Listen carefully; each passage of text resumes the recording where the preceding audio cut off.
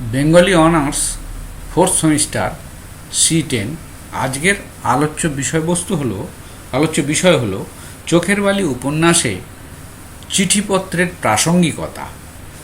চিঠিপত্র উপন্যাসে কোন স্থান অধিকার করেছে? উপন্যাস শিল্প বাস্তব জীবনের সঙ্গে নিবিড়ভাবে সম্পর্কিত।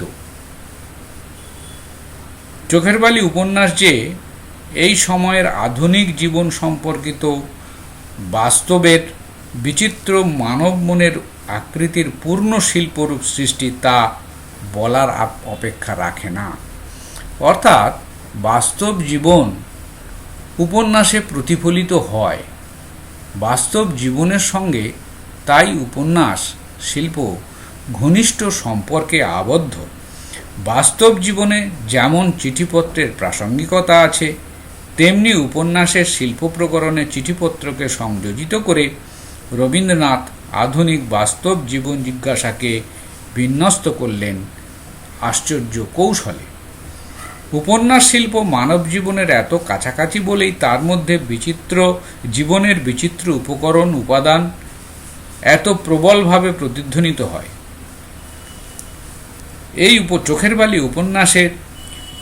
বালি উপন্যাসের চিঠিপত্রের ভূমিকা অনুধাবন করলে কয়েকটি বিষয় আমাদের কাছে স্পষ্ট হয়ে ওঠে।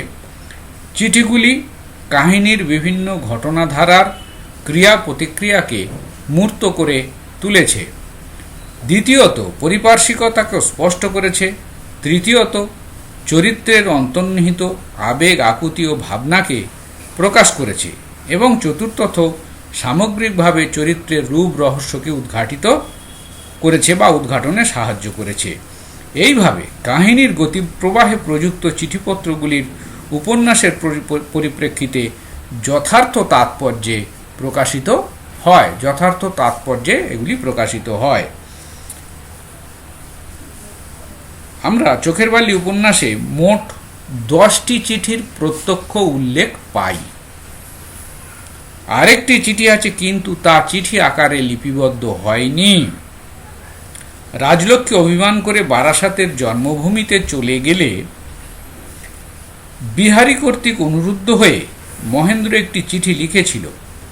চিঠির বিষয়বস্তু জানানো হলেও এখানে লেখক সেই চিঠিটিকে অবিকল রূপে দেখাননি, কেবল উল্লেখ করেছেন। তবে এই চিঠির একটি প্রাসঙ্গিক গুরুত্ব কাহিনীর মধ্যে পাওয়া যায়। বিনোদিনী ওই চিঠির মধ্যে মহেন্দ্রের উচ্ছ্বাসপূর্ণ দাম্পত্য জীবনের একটা ছবি পেয়েছে। তার অতৃপ্ত জীবনে এই দাম্পত্য জীবনের স্বরূপ জানতে কৌতূহলী হয়ে উঠেছে। তবে কেবল কৌতূহল বলা সঙ্গত নয়। বারবার করিয়া পড়িতে পড়িতে তাহার দুই চক্ষু মধ্যাহ্নের বালুকার মতো জ্বলিতে লাগিল। তাহার নিঃশ্বাস মরুভূমির বাতাসের মতো উত্তপ্ত হইয়া উঠিল। চিঠির বিষয়বস্তুর পরিপ্রেক্ষিতে বিনোদিনীর অতৃপ্ত যৌবন আকাঙ্ক্ষায় দীর্ঘ নিঃশ্বাস যে একটা অর্থবহ তাৎপর্য পেয়ে গেল, সে বিষয়ে সন্দেহ নেই। মনস্তাত্ত্বিক উপন্যাসের মানুষের মনোবিকলনের বিচিত্র মুহূর্তকে চিত্রিত করতে হলে কেবল ঘটনাধারার বর্ণনা এবং সংলাপের সাহায্যই যথেষ্ট নয়। চিঠিপত্রের সাহায্যেরও যে প্রয়োজন থাকতে পারে, চোখের বালি উপন্যাসের চিঠিপত্রগুলির মাধ্যমে রবীন্দ্রনাথ তা দেখালেন। রাজলক্ষ্মীকে লেখা মহেন্দ্রের চিঠিটি, যার মধ্যে প্রধানত আশার উল্লেখই ছিল, সেই চিঠি পাঠ করে একদিকে তীব্র অন্তর্জ্বালা, অন্যদিকে এক ধরনের নিশ্চিম শূন্যতা বোধ বিনোদিনীকে অধিকার করে বসল। বিনোদিনী চরিত্রের অবচেতনে অতৃপ্ত বাসনাময় স্তরের অস্তিত্ব কেবল চিঠির উল্লেখের মধ্যে দিয়ে রবীন্দ্রনাথ পাঠককে সুকৌশলে জানিয়ে দিলেন। কিন্তু এই আখ্যানে আরও অনেকগুলি গুরুত্বপূর্ণ চিঠি কাহিনীর ঘটনাধারা ও পরিস্থিতি আবিষ্কারে এবং চরিত্র বিশ্লেষণে সাহায্য করেছে। মনে হয় মনস্তাত্ত্বিক উপন্যাসে চিঠির প্রাসঙ্গিকতা অত্যন্ত তাৎপর্যপূর্ণ হয়, কারণ মানুষের একান্ত আত্ম অনুভবকে সবসময় বিভিন্ন ঘাত প্রতিঘাতের মধ্য দিয়ে আবিষ্কার করা যায় না। সেই জন্য মানুষ অনেক সময় বা চরিত্রগুলি চিঠিপত্রের মধ্য দিয়ে আপন মনের ভাবকে সুস্পষ্ট রূপে প্রকাশ করতে পারে। এখানে আমরা প্রাসঙ্গিকভাবে উল্লেখ করছি বিষবৃক্ষ উপন্যাসে নগেন্দ্রনাথ ও চিঠি লিখেছিলেন এবং তার সেই মনের ভাব ভাবনাকে প্রকাশ করেছিলেন শ্রীশচন্দ্রের কাছে। চোখের বালি উপন্যাসে 10টি চিঠির স্পষ্ট উল্লেখ আছে। এই চিঠিগুলির মধ্যে আশালতার লেখা চিঠির সংখ্যা হলো 5টি, মহেন্দ্রের 2টি এবং বিনোদিনী 3টি। এই 10টি চিঠির মধ্যে আশালতার মহেন্দ্রকে লেখা চিঠির সংখ্যা 4 এবং অন্নপূর্ণাকে সে একটি চিঠি লিখেছিল উপন্যাসের উত্তর পর্বে। আশালতার লেখা 5টি চিঠির মধ্যে 3টি যা মহেন্দ্রকে লেখা হয়েছিল মূলত বিনোদিনীর বকলমে আশালতার চিঠি। বিনোদিনীর প্রতি আসক্ত মহেন্দ্র যখন তার প্রতি নিজ অন্তরের দুর্বলতা প্রকাশ করতে চাইছে, সে সময় মহেন্দ্র আশাকে বিনোদিনীর কর্মদক্ষতা দেখিয়ে ধিক্কার দিয়েছে।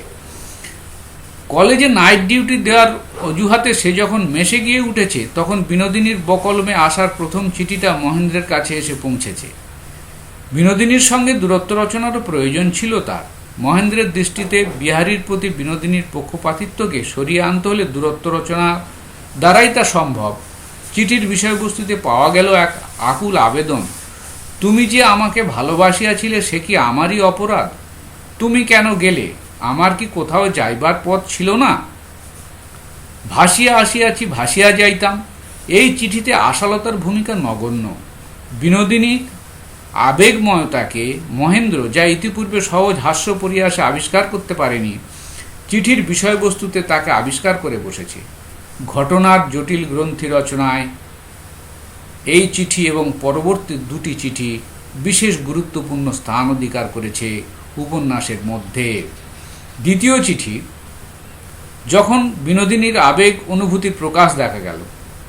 ভক্ত যখন তার দেবতাকে ডাকে, তিনি কি মুখের কথায় তার উত্তর দেন? দুঃখিনীর বিল্লপত্রখানি চরণতলে বোধ করি স্থান পেয়েছে। হে আমার পাষাণ ঠাকুর, তুমি অবিচলিত হইয়া থাকো। চিঠির মধ্যে প্রেমের আভাস পেয়ে মহেন্দ্র মাতাল হয়ে উঠল। অনেক রাত্রে বিস্তর কাটাকুটি করে মহেন্দ্র চিঠির প্রত্যুত্তর লিখে যখন ঠিকানায় আশালতার নাম লিখতে চাইল, তখন বিবেকের তাড়নায় মহেন্দ্র সে চিঠিকে টুকরো টুকরো করে ছিঁড়ে ফেলল। এই একই পরিচ্ছেদে 3য় চিঠি এসে পৌঁছল। চিঠির উত্তর না পাওয়াতে আশালতার লেখা চিঠিতে বিনোদিনীর ভালোবাসাকে প্রত্যক্ষ করতে চাইল মহেন্দ্র। একবার শুরু হইয়া শেষ পর্যন্ত সব কথা মনে করিয়া দেখো দেখি, যাহা বুঝিয়াছিলাম সে কি তুমি বুঝাও নাই? এই 3য় চিঠি মহেন্দ্রের মনের মধ্যে প্রবল প্রতিক্রিয়া সৃষ্টি করল। আত্ম অভিমানে সে মনে করল বিনোদিনীর জন্যই সে ঘর ছেড়েছে, একথা বিনোদিনী মনে করে।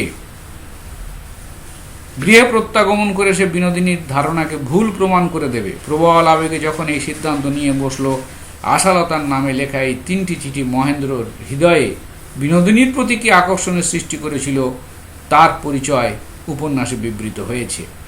মহেন্দ্র তার দাম্পত্য জীবনের মধ্যে বিনোদিনীকে সঠিকভাবে আবিষ্কার করতে অক্ষম হয়েছিল। কিছুটা কাছাকাছি আসতে পারার সুযোগে বিনোদিনীর প্রতি তার আকর্ষণ তীব্র হলেও বিনোদিনী সে আকর্ষণে ধরা দেয়নি। ইতিমধ্যে চড়ুইভাতি উপলক্ষে বিহারীর প্রতি বিনোদিনীর আকর্ষণ অনুভব করে সে এটাকে উপদ্রব বলে মনে করেছিল। যাই হোক, মহেন্দ্র ও বিনোদিনীর আকর্ষণ বিকর্ষণ লীলাকে স্পষ্ট করতে এই 3টি চিঠির যে প্রাসঙ্গিক তাৎপর্য রয়েছে সে বিষয়টিকে স্বীকার করতেই হয়। 27 পরিচ্ছেদে আশালতা মহেন্দ্রকে চিঠি লিখেছে। এই চিঠিটা এবং পরবর্তী 46 পরিচ্ছেদে মাসিমা অন্নপূর্ণাকে লেখা চিঠি আশালতার অসহায় মনোভঙ্গির চমৎকার প্রকাশ ঘটিয়েছে। মহেন্দ্রকে লেখা চিঠিটি খুবই সংক্ষিপ্ত এবং প্রয়োজনীয় সংবাদে সম্পূর্ণ। কাশীতে অন্নপূর্ণার কাছে থাকাকালীন সময়ে বিহারী গিয়ে হঠাৎ উপস্থিত হলে তারই পরামর্শে অন্নপূর্ণা বিহারীকে তৎক্ষণাৎ বিদায় করে দিয়েছিলেন। আশালতা তার চিঠিতে মহেন্দ্রকে সে সংবাদ জানিয়েছে। এই সংবাদ জানানোর একটা কার্যকরণ সূত্র আছে। ইতিমধ্যে বিহারীকে ইতিমধ্যে মহেন্দ্র বিহারীকে অভিযুক্ত করেছিল যে সে আশালতাকে ভালোবাসে। সেই সূত্র থেকে আশালতা মহেন্দ্রকে সমস্ত ঘটনা জানিয়ে নিজের দিক পরিষ্কার করে রাখতে চেয়েছে। এই চিঠিতেই তুমি শীঘ্র আসিয়া আমাকে এখান হইতে লইয়া যাও, এই অনুরোধও আছে। কাহিনী ও ঘটনার ক্রমিক বিবর্তনে এই চিঠির একটা স্বতন্ত্র ভূমিকা আছে। আশালতার অনুপস্থিতিতে বিনোদিনীর সঙ্গে মহেন্দ্রের সম্পর্ক যথেষ্ট অন্তরঙ্গ হয়ে উঠেছে তা লক্ষ্য করা যায়। রাজলক্ষ্মী অসুস্থ হয়ে পড়লে এবং বিনোদিনীর সঙ্গে মহেন্দ্র গৃহত্যাগ করলে আশালতা অনেক দুঃখ বেদনায় অন্নপূর্ণাকে চিঠি লিখেছিল। এই চিঠি লেখার দুটি কারণ ছিল। প্রথমত আমরা বলতে পারি রাজলক্ষ্মীর মনোগত বাসনা হলো অন্নপূর্ণা ফিরে আসুক। দ্বিতীয়ত সংসারে অন্নপূর্ণা যথেষ্ট কষ্ট ভোগ করেছে বা যথেষ্ট কষ্ট পেয়েছেন, তাই আশা তাকে আর কোনোদিন এই সংসারে আসার জন্য অনুরোধ করবে না ভাবা সত্ত্বেও চারিদিকে ঘনায়িত নিবিড় দুঃখের মধ্যে কোনো উপায় না দেখে তাকে চিঠি লিখেছে। অত্যন্ত সংক্ষিপ্ত এই চিঠির মধ্যে বিপন্ন আশাকে আবিষ্কার করা যায়। শ্রীচরণ কমলেশু, মাসিমা তুমি ছাড়া আজ আমার আর কেহ নাই। মাসিমা তুমি ছাড়া আজ আমার আর কেহ নাই। একবার আসিয়া তোমার কোলের মধ্যে এই দুঃখিনীকে টানিয়া লাও। চিঠির মধ্যে দিয়ে আশালতার গভীর দুঃখের সঙ্গে একটা কর্তব্যপরায়ণা নারীর স্বরূপ বৈশিষ্ট্যকে ফুটিয়ে তোলা হয়েছে। মনে রাখতে হবে, এই পর্বে দুঃখের অভিঘাতে আশালতা পরিপূর্ণ নারীত্ব অর্জন করেছিল, তার মধ্যে ব্যক্তিত্বের স্ফুরণও ঘটেছিল।